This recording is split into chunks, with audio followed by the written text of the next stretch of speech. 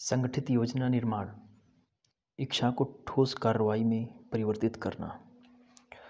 आपने सीखा है कि मनुष्य जो कुछ भी बनाता है या प्राप्त करता है, उसकी शुरुआत इच्छा के रूप में होती है। यह इच्छा कल्पना की कार्यशाला में पैदा होने से लेकर परिपक्व होने तक की अपनी यात्रा तय करती है। यही इसके संक्रमण की योजना बनती और व्यवस्थित होती है। दूसरे अध्याय में धन की आपकी इच्छा को वास्तव में धन में परिवर्तित करने के लिए पहले चरण के रूप में आपको 6 सुनिश्चित व्यवहारिक कार्यों का पालन करने के लिए कहा गया था। इन चरणों में से एक सुनिश्चित और व्यवहारिक योजना या योजनाओं को बनाना है, जिससे यह बदलाव हो पाएगा। अब इन योजनाओं को व्यवहारिक बनाने के निर्देशों को जानिए, जो इस प्रकार हैं। धन संचय के लिए अपनी योजना या योजनाओं को बनाने और उनका कार्यान्वयन करने के लिए जितने लोगों की ज़रूरत हो, उतने लोगों के साथ खुद को जोड़िए। बाद के एक अध्याय में वर्णित मास्टरमाइंड सिद्धांतों का उपयोग करना। अपना मास्टरमाइंड गठबंधन बनाने से पहले सदस्यों को उनकी मदद के बदले में आप उन्हें जो लाभ पहुंचाएंगे उसे तय कर लें। कोई भी किसी लाभ के बिना काम नहीं करेगा। कोई भी बुद्धिमान व्यक्ति बिना पर्याप्त पारिश्रमिक के किसी दूसरे से काम करने के लिए अनुरोध या उम्मीद नहीं करेगा, हालांकि यह पारिश्रमिक पैसे के अलावा किसी और स्वरूप में भी हो सकता है। अपने मास्टरमाइंड के सदस्यों से हफ्ते में कम से कम 2 बार या अगर संभव हो तो उससे भी ज़्यादा बार तब तक मिले जब तक आप सब ने मिलकर धन संचय की अपनी योजना या योजनाओं को पुख्ता न बना लिया हो। अपने मास्टरमाइंड के सदस्यों के साथ बेहतरीन सामंजस्य बनाए रखें।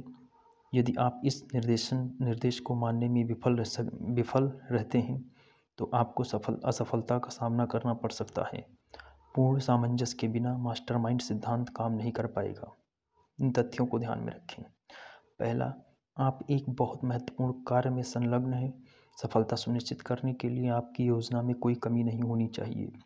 दूसरा, आपको दूसरे के अनुभव, शिक्षा, मूल्य, क्षमता और कल्पना का लाभ उठाना चाहिए। आपको ऐसा विपुल धन अर्जित करने वाले व्यक्तियों द्वारा अपनाई गई विधियों के अनुरूप करना चाहिए। दूसरों की सहायता के बिना कोई भी व्यक्ति विपुल धन का अर्जन सुनिश्चित करने लायक पर्याप्त अनुभव, शिक्षा, मूल्य, क्षमता और ज्ञान नहीं रखता है।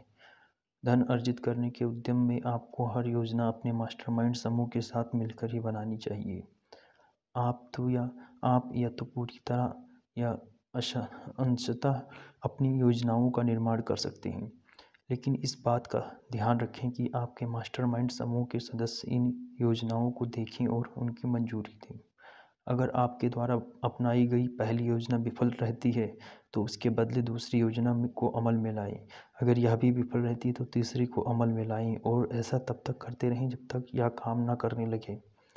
इसी बिंदु पर अधिकतर लोग विफल हो जाते हैं, क्योंकि योजना विफल हो जाने पर उसकी जगह किसी और योजना को अमल में लाने की जगह वे उसी योजना के लिए अड़े रहते हैं।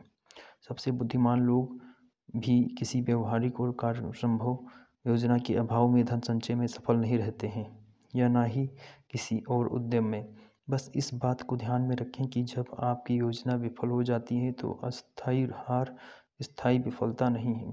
इसका बस यही मतलब है कि आपकी योजनाएं उतनी सही नहीं थी। दूसरी योजनाएं बनाएं, फिर से शुरू करें। थॉमस एडिसन बिजली का बल्ब बनाने में सफल होने से पहले 10,000 बार विफल हो गए थे। मतलब उनको सफलता का ताज पहनने से पहले 10,000 बार अस्थायी हार का सामना करना पड़ा। अस्थायी हार का बस एक ही मतलब है, यह जानकारी कि आपकी योजना में कुछ तो गड़बड़ी है। लाखों लोग गरीबी और दरिद्रता में ज़िंदगी गुजारते हैं क्योंकि उन्हें धन अर्जित करने की दूसरी ठोस योजना के बारे में पता ही नहीं है। हेनरी फोर्ड ने बहुत धन कमाया इसलिए नहीं कि उनके पास एक बहुत तेज दिमाग था, बल्कि इसलिए कि उन्होंने उस योजना का कार्यान्वयन किया जो सशक्त साबित हुई। फोर्ड से बेहतर शिक्षा वाले लाखों लोग मिल जाएंगे जिनकी जिंदगी गरीबी में डूबी हुई है, क्योंकि उनके पास धन कमाने की सही योजना नहीं है। धन्यवाद।